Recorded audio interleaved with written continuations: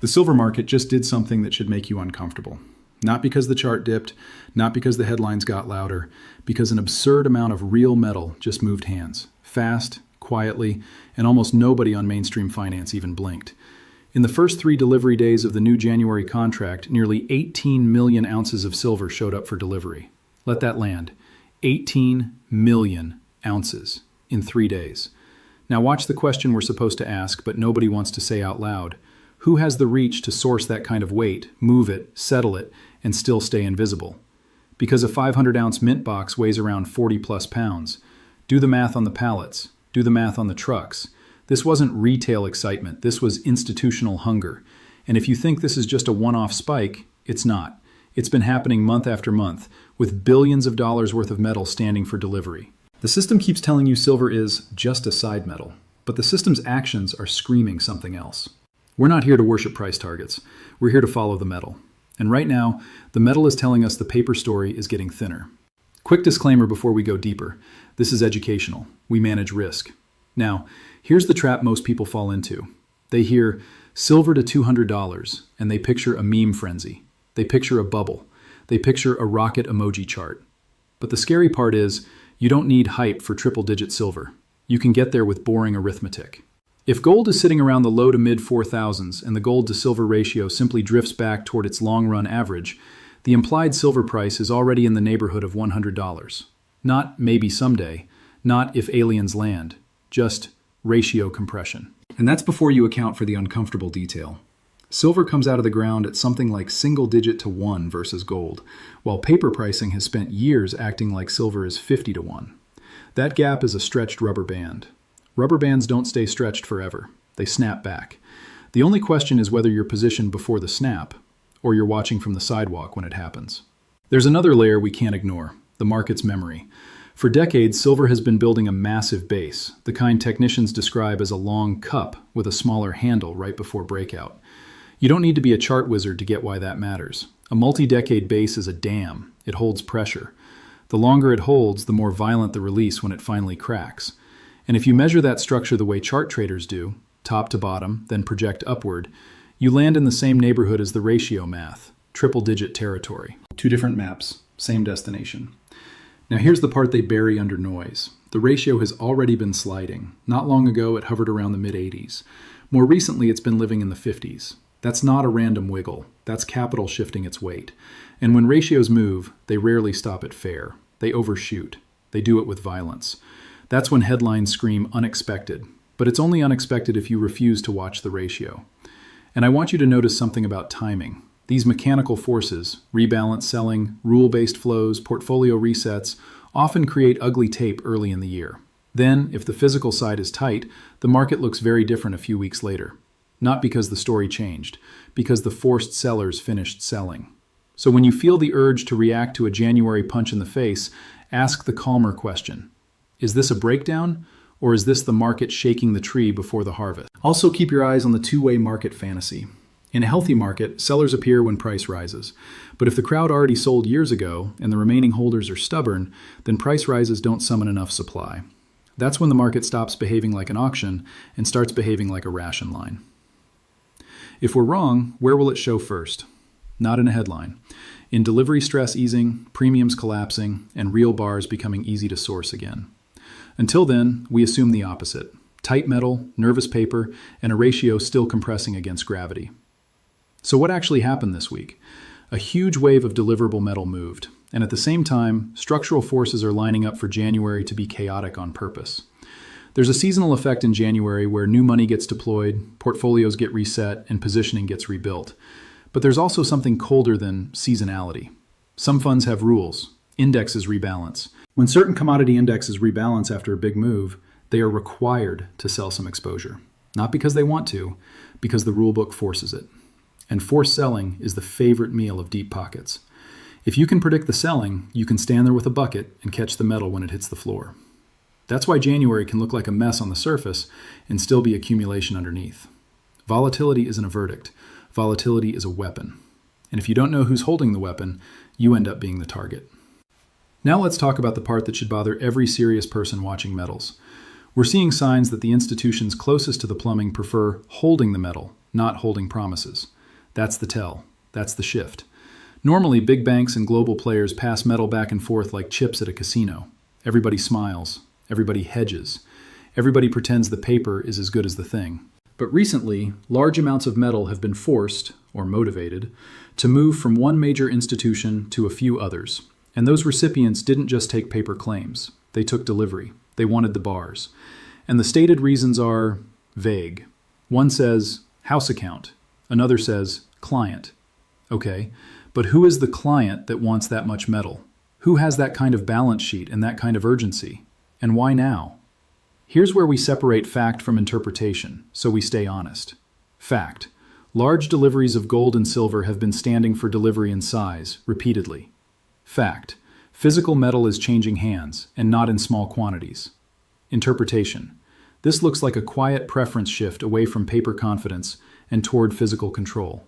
And when the players inside the machine stop trusting each other's IOUs, the machine doesn't immediately explode. It grinds. It squeaks. It gets jumpy. Then one day, it reprices violently and pretends it was always obvious. Now, before we go any further, I want you to pause and look at the psychology they try to install in your head. They want you obsessed with the daily candle. They want you sick from watching 5-minute charts. They want you so exhausted you'll dump your position just to get peace. Because if you sell, someone else buys. And who do you think that someone is? It's not your neighbor. It's the entities that understand scarcity. And scarcity is where this story gets dark.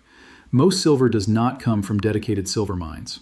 Only a small slice of supply is primary. The rest is byproduct, pulled out while mining copper, zinc, lead.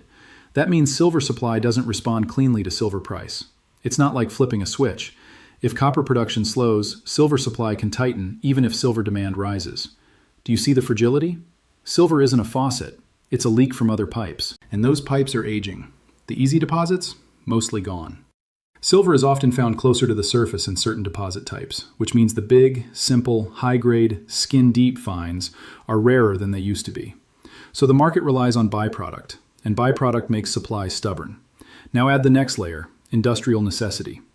This is where people still underestimate silver, and it's almost funny. Not because it's humorous, because it's reckless. Silver isn't just jewelry and coins. Silver is circuitry. Silver is high-conductivity contacts. Silver is the stuff you need when you want advanced civilization to keep working. AI hardware, robotics, defense electronics, high-tech manufacturing. When industries need something, they don't bargain like hobbyists. They secure. And we have signs that buyers are increasingly trying to secure supply upstream. Not just buying refined bars, buying the concentrate. Buying the doré material before it's even refined. Buying the metal in the ground. That's disintermediation. That's bypassing the exchange. That's stepping around the pricing mechanism and saying, I don't care what your screen says. I care that I can get it. If you're a viewer trying to understand what that means, here's a simple metric. Refining capacity is a choke point. If one country dominates refining, then that country can turn global supply into conditional supply. And we're hearing that refined silver exports are being restricted so that only state-approved refiners can ship out. The window gets narrower. Permits get harder. Small refiners get cut out. And if that refining hub handles a majority share of the world's silver processing, that policy shift ripples everywhere. So the question becomes, if the flow out slows and Western vaults keep seeing big delivery demands, where does the replacement metal come from? Now we're at the no fluff part, because this is where the price chart becomes less important than the inventory math. If metal goes into a vault and doesn't come back out, that's not liquidity. That's a sinkhole.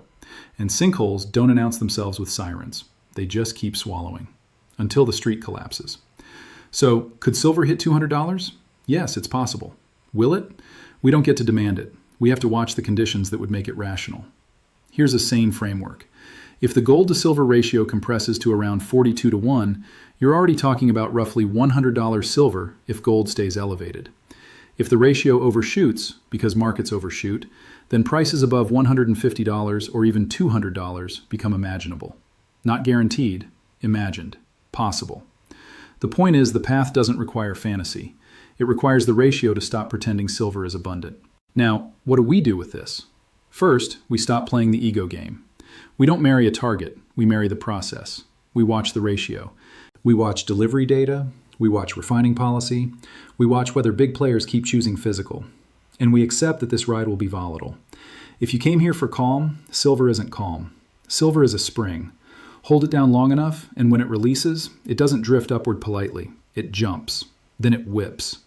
That whip is what shakes people out right before the real move. Now, there's another mistake most people make. They assume if price rises, supply will flood in. That's a gold assumption. Gold is recycled heavily because it's concentrated and valuable per ounce. Silver is different.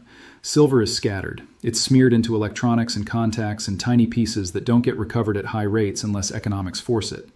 So the idea that higher price instantly creates a tidal wave of recycled silver is optimistic. Possible over time, not instant. Meanwhile, we're seeing a weird behavioral signal. Not many people are selling. That matters. Because in past cycles, when metals popped, you'd see a wave of cash for metal advertising and a flood of weak hands cashing out. This time, the selling pressure looks thinner.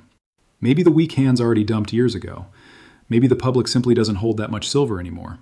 Either way, if fewer holders exist, then the release valve is smaller, which means when demand spikes, price does more of the adjusting.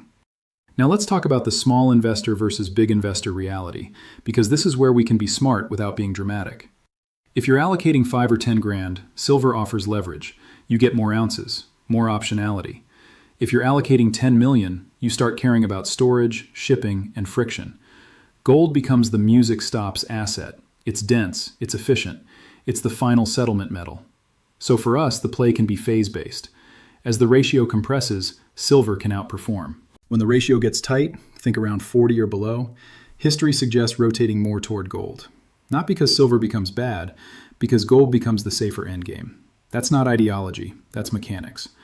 And if you're wondering why the market feels like it's waking up late, here's another clue. People inside the supply chain are acting differently. Mining conferences are seeing new faces, not just investors, industrial buyers, manufacturers, the kind of people who don't show up to trade. They show up to lock in supply. That's the signal that this isn't just a chart story. It's a procurement story. And procurement stories end the same way. Whoever secures supply early survives. Whoever waits gets squeezed. Now watch this contradiction because it's where most people get fooled. The paper price can slam down even while physical demand is tightening. Those two can coexist. Paper trades expectations. Physical trades necessity. So if you see a smash, the first instinct is fear. But the smarter move is to ask, did physical premiums fall too? Did inventories refill? Did delivery data relax? Or did the screen drop while the real market stayed tight? That's how you tell whether the move is truth or trap. Now I'm going to ask you 2 questions, and I want you to answer in the comments because our community learns faster when we compare notes. If institutions are taking more physical delivery, what do you think they're preparing for? Higher prices or delivery risk? And if refined silver exports tighten at the refining choke point, where do you think the West gets its replacement flow? Higher mining or higher prices forcing demand destruction? Put your take below. Now, we also need to talk about the quiet accumulation angle that scares me most. When big money starts buying upstream, concentrate, pre-refining material, even reserves, price becomes less relevant. These are price-insensitive buyers. They don't care if silver is $28 or $38. They care if they can get it at all. That's a different animal. That's the difference between a shopper and a survivalist. And when survivalists enter the aisle, the shelves go empty fast. So what's the likely near-term setup? More volatility. More forced flows due to index rules and seasonal reshuffling, and a tug of war between paper games and physical gravity. If you panic sell the volatility, you become the liquidity. If you understand it, you can treat dips as information events, not emotional events. But we have to be honest, none of this is easy. Silver will try to throw you off like a bull. It will spike, crash, fake out, and rip again. That's why we don't stare at the ticker like it's a slot machine. We measure, we zoom out, we focus on the plumbing. Because the plumbing is where the truth leaks. And right now, the truth is leaking in ounces. Millions of them. If you want to stay ahead of this story with us, no fluff, no hype, just the signals, hit subscribe. 1 click, that's it. Because if this turns into the kind of scramble it looks like it might, you don't want to be learning the rules after the doors lock. We'll keep watching the delivery numbers. We'll keep watching the ratio. We'll keep watching the refining choke points. And we'll keep asking the only question that matters. Where is the metal going? And why is it not coming back?